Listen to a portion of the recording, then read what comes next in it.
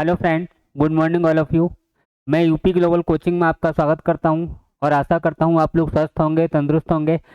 जो एक आज आवश्यक सूचना पुलिस से संबंधित है, उत्तर प्रदेश कांस्टेबल पुलिस भर्ती से संबंधित ये सूचना है। इसमें आज जो नोटिफिकेशन है उसमें फॉर्म जो स्टार्ट हो रहे हैं ये 27 दिसंबर से स्टार्ट होंगे, इसी 27 दिसंबर से 2023।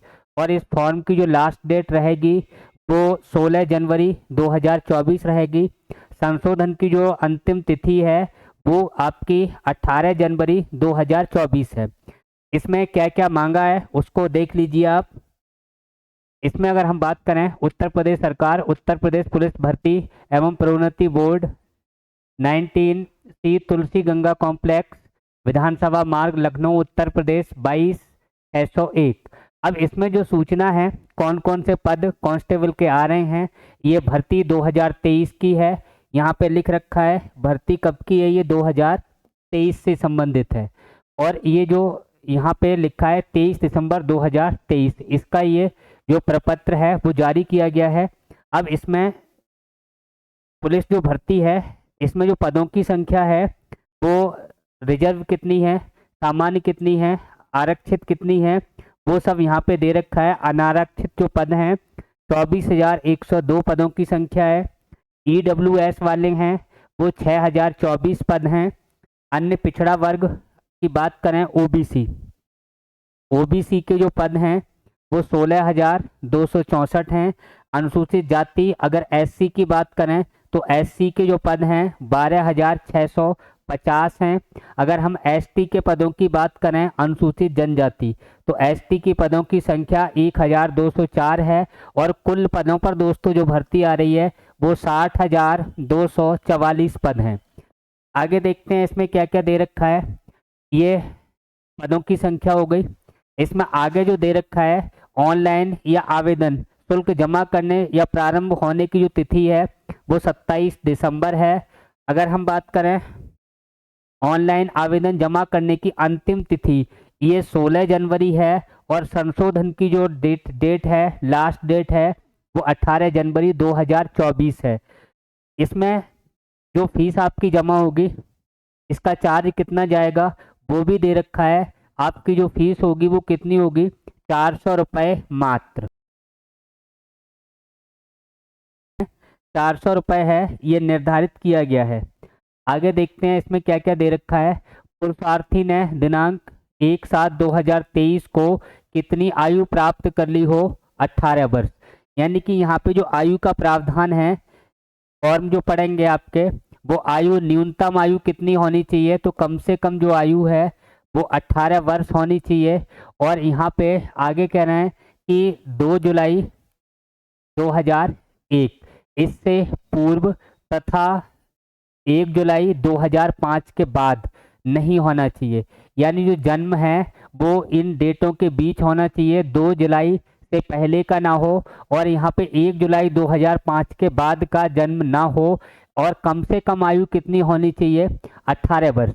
यहाँ पे आगे क्या दे रखा है, यदि जो महिला अभ्यर्थी हैं उन्होंने 18 वर्ष की आयु प्राप्त कर ली है और 25 वर्ष की आयु प्राप्त ना की हो, यानी कि 18 से 24 वर्ष महिलाओं को कह रहे हैं ये, जिनका जन्म 2 जुलाई 1998 से पूर्व तथा 1 जुलाई 2005 के बाद नहीं होना चाहिए। यानी कि यहाँ पे जो बताना चाह रहे हैं वो महिलाओं की आयु यहाँ पे 25 वर्ष की आयु प्राप्त ना की हो। यानी कि महिलाओं के लिए जो आयु है लड़कियों के लिए वो यहाँ पे कह रहे हैं कि 24 वर्ष अधिकतम। यानी कि 18 वर्ष से 24 वर्ष तक की जो लड़कियां हैं उनके फॉर्म यहाँ पे पड़ जाएंगे। आगे इसमें क्या बता रहे हैं, देखिए, लिखित परीक्षा ऐसे अभ्यर्थी जिनके आवेदन पत्र प्रथम दृष्टया सही पाए जाएंगे। यहाँ पे क्या कह रहे हैं कि यहाँ पे जो परीक्षा होगी वो कितने अंकों की होगी, 300 अंकों की होगी। और जो पेपर का टाइम होगा वो कितना होगा, 2 घंटे का होगा। 2 घंटे में आपका जो पेपर होगा वो 300 अंकों का होगा। और इसमें कितने प्रश्न आएंगे, तो ये 150 प्रश्न आएंगे। प्रश्न कितने आएंगे, 150 और 150 जो प्रश्न आएंगे वो वस्तुनिष्ठ प्रकार के होंगे, लिखित परीक्षा होगी। इसमें सब्जेक्ट कौन कौन से होंगे, तो 4 विषय दे रखे हैं। 4 विषय में अगर हम बात करें, एक सामान्य ज्ञान आएगी, दूसरी सामान्य हिंदी आएगी, तीसरी आपकी रीजनिंग आएगी, संख्यात्मक एवं मानसिक योग्यता। चौथे नंबर की बात करें तो यहाँ मानसिक अभिरुचि या बुद्धि लब्धि एवं तार्किक क्षमता। तो 4 सब्जेक्ट आएंगे, प्रत्येक पोर्शन 25-25% का होगा और कुल प्रश्न कितने होंगे, तो 150 प्रश्न होंगे। जैसे कि पिछली बार 2018-19 का जो एग्जाम हुआ था वही पैटर्न है। अब यहाँ पे ऋणात्मक अंक नेगेटिव कितना है, तो 0.5 है और ये 0.5 है, ये 2 अंक का है। इसका मतलब 2 अंक का 0.5 अगर हम देखें तो 1/4 की नेगेटिव मार्किंग है। नेगेटिव मार्किंग कितनी हो जाएगी, 1/4 अंक की होगी। और देखते हैं इसमें क्या क्या दे रखा है। ये जो फिजिकल है उससे संबंधित है। यहाँ पे जो लड़के हैं उनके लिए 168 सेंटीमीटर लड़कों की ऊंचाई होनी चाहिए सामान्य वर्ग के लिए। अगर यहाँ पे देखें जो अनुसूचित जाति के पुरुष अभ्यर्थियों के लिए 160 सेंटीमीटर ऊंचाई दे रखी है, जनरल के लिए 168 सेंटीमीटर है।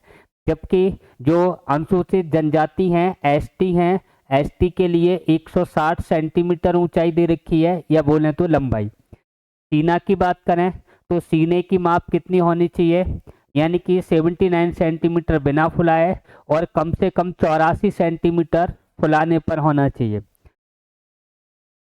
आगे क्या करें, अनुसूचित जनजातियों के अभ्यर्थियों के लिए जो सीना है वो 77 सेंटीमीटर हो, 77, और फुलाने पर कम से कम कितना हो, 82 सेंटीमीटर हो। जबकि जनरल के लिए कितना था, तो जनरल के लिए 79 सेंटीमीटर बिना फुलाए था और 84 सेंटीमीटर कम से कम फुलाव होना चाहिए। यहाँ पे दे रखा है न्यूनतम 5 सेंटीमीटर सीने का फुलाव अनिवार्य है। आगे देखते हैं इसमें और क्या क्या दे रखा है। ऊंचाई ये लड़कियों के लिए है, महिलाओं के लिए। सामान्य की महिलाएं या लड़कियां हैं तो उनके लिए ऊंचाई कितनी है, 152 सेंटीमीटर है। अनुसूचित जाति की महिलाओं के लिए कितनी हो जाएगी, 147 सेंटीमीटर। यहाँ पे अनुसूचित जनजाति की जो महिलाएं हैं या अन्य अभ्यर्थियों के लिए कितनी है, ये 147 सेंटीमीटर। जो सामान्य की हैं उनके लिए कितना है, सामान्य या अन्य पिछड़ा वर्ग यानी कि जनरल और ओबीसी के लिए कितना, 152 सेंटीमीटर लंबाई चाहिए लड़कियों के लिए, और एसटी के लिए कितनी चाहिए, 147 सेंटीमीटर लंबाई चाहिए। अब फिजिकल की अगर हम बात करें तो यहाँ पे जो लड़के हैं, लड़कों के लिए कितनी दौड़ चाहिए, 4.8 किलोमीटर चली यहाँ पे दौड़ चाहिए, और कितने मिनट में, 25 मिनट में। और लड़कियों के फिजिकल की बात करें तो 2.4 किलोमीटर की दौड़ है और समय कितना है दोस्तों, 14 मिनट का। आगे और क्या जानकारी है इसमें, यहाँ पे देखिए आप, अनुसूचित जनजाति 5 वर्ष की छूट है, अन्य पिछड़ा वर्ग को 5 वर्ष की छूट है। जो आर्थिक रूप से कमजोर हैं उनके लिए कोई छूट नहीं है। यहाँ पे अगर हम स्वतंत्रता सेनानी की बात करें तो इनको कोई आयु में छूट नहीं है। भूतपूर्व सैनिकों की बात करें 3 वर्ष की छूट यहाँ पे दे रखी है।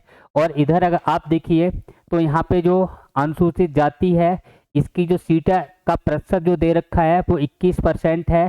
यहाँ पे देखें तो 5 वर्ष की अधिकतम आयु सीमा में छूट है। प्रमाण पत्रों के बारे में यहाँ पे जानकारी दे रखी है। इसी तरीके से जो EWS है इसको कितने परसेंट सीटें रिजर्व की गई हैं, तो 10% सीटें इसको रिजर्व की गई हैं कुल सीटों का।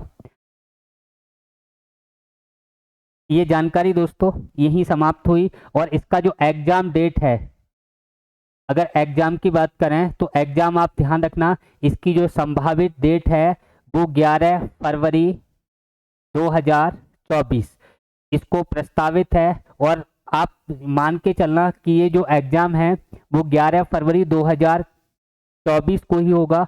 1-2 दिन डेट इधर उधर हो जाए तो अलग बात है। ये भर्तियां बहुत जल्दी आई हैं और आप लोग धैर्य बनाए रखें, ठीक से पढ़ें। ये जो टाइम अगर कम मिल रहा है तो वो सभी को मिल रहा है, आप लोग बिल्कुल टेंशन ना लें। ये जानकारी देने के लिए धन्यवाद। Thank you. जय हिंद, जय भारत।